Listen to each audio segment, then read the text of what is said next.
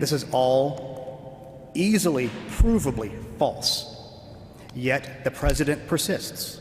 Officials in Georgia are at wit's end, once again forced to defend the integrity of the election after repeated baseless attacks by the president and his allies. They're making wild claims that, again, undermine people's faith in the system. On Saturday, the Secretary of State got an earful during a phone call from an angry President Trump who pressured him to overturn Joe Biden's victory in the state. I just want to find 11,780 votes, which is one more than we have, because we won the state, and flipping the state is a great testament to our country. The call is remarkable, not just for its seeming abuse of power or disregard for democracy, but because it shows the president's genuine belief in debunked internet conspiracy theories about voter fraud. I won this election by hundreds of thousands of votes. There's no way I lost Georgia. There's no way. The data that he has is just plain wrong.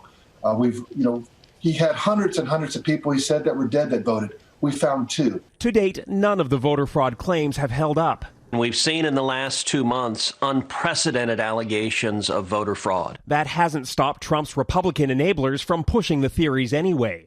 On Wednesday, at least a dozen Republican senators and more than 140 members of the House will use that as a pretext to object to President-elect Joe Biden's win during the count of the Electoral College votes. And I promise you, come this Wednesday, we'll have our day in Congress. We'll hear the objections. We'll hear the evidence. Even Trump loyalists have warned it's a risky strategy that could divide the party and undermine democracy.